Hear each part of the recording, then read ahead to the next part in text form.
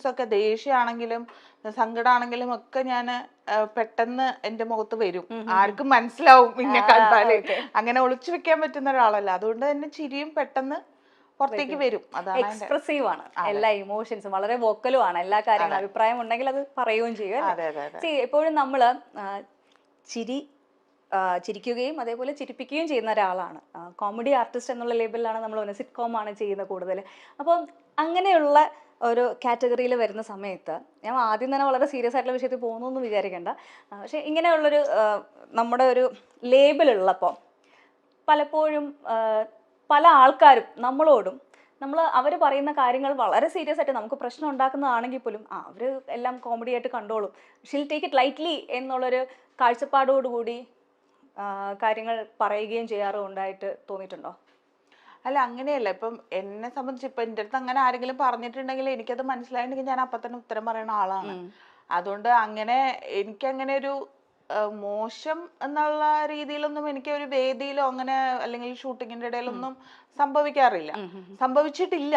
സംഭവിച്ചാൽ ഞാനത് പ്രതികരിക്കുകയും ചെയ്യും. എനിക്ക് വിഷമം വന്നാൽ ഞാൻ പറയുന്ന ആളാണ്. സീരിയൽ പ്രേക്ഷകരെയും വളരെയേറെ ഞെട്ടിച്ചുകൊണ്ടാണ് സോഷ്യൽ മീഡിയയിലൂടെ ലൈംഗിക പീഡന പരാതി, അതും ഉപ്പും മുളക് സീരിയലിനുള്ളിൽ സംഭവിച്ച ലൈംഗിക പീഡന പരാതി പുറത്തു വന്നത്. ഉപ്പുമുളക് സീരിയലിലെ ഒരു നടി ആ സീരിയലിൽ തന്നെയുള്ള ബാലുവിനെതിരെയും ആ സീരിയലിൽ തന്നെ അഭിനയിക്കുന്ന SP ശ്രീകുമാറിനെതിരെയും പരാതി കൊടുത്തു എന്ന രീതിയിലാണ് ഈ സംഭവം പുറത്തു വരുന്നത്. ബിജു സോപാനത്തിനെതിരെയും SP ശ്രീകുമാറിനെതിരെയുമായിരുന്നു ഈ പരാതിയുടെ തുടക്കം. ഇവരിൽ ഒരാൾ ലൈംഗികമായി ഉപദ്രവിച്ചു എന്ന് മറ്റൊരാൾ ഭീഷണിപ്പെടുത്തി എന്ന നിലയ്ക്കുമായിരുന്നു പരാതി എത്തിയത്. ഇതോടെ ആരാണ് ഈ നടി എന്ന രീതിയിൽ ചർച്ചകൾ തുടങ്ങിയിരുന്നു. ഇവർ ഇതിനു മുൻപും ഇങ്ങനെ പെരുമാറിയിട്ടുണ്ടോ, അങ്ങനെയുള്ള തരത്തിൽ നിരവധി ചർച്ചകളാണ് പുറത്തു വന്നത്. ഈ താരങ്ങളുടെ കുടുംബങ്ങൾക്ക് നേരെയും വളരെയേറെ രീതിയിൽ പരാമർശങ്ങളും വിമർശനങ്ങളും ഒക്കെ ഉണ്ടായി.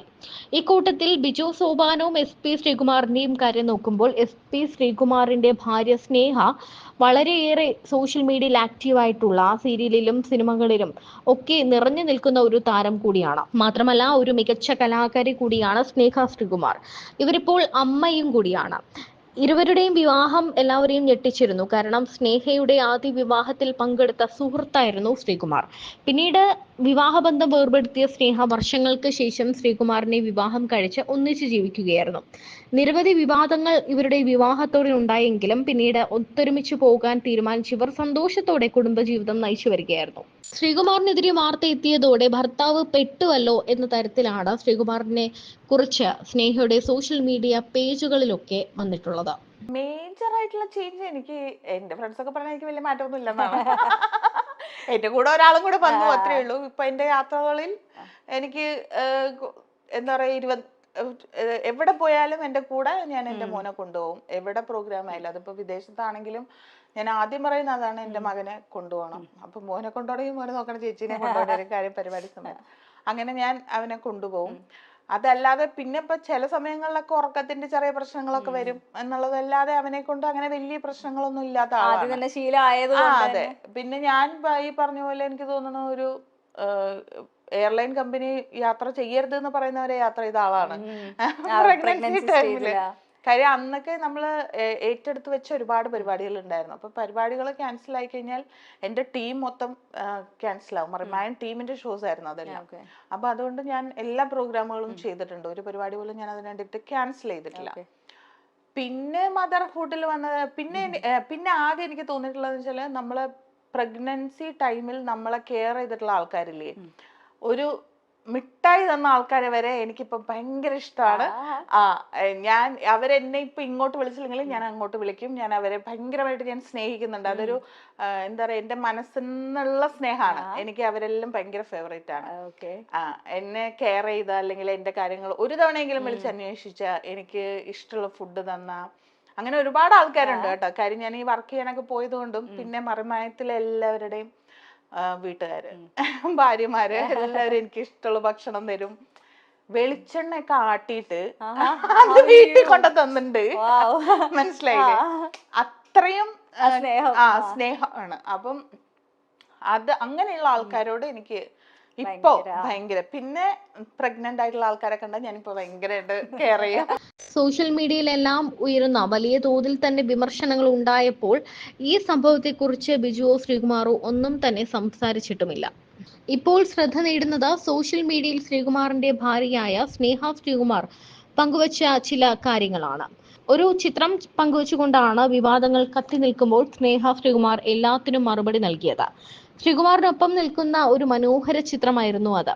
എന്തൊക്കെ പ്രശ്നങ്ങൾ വന്നാലും താൻ ഭർത്താവിനൊപ്പം തന്നെയാണ് എന്ന് പറയാതെ പറയുകയാണ് സ്നേഹ എന്നാണ് ആരാധകർ പറഞ്ഞത്.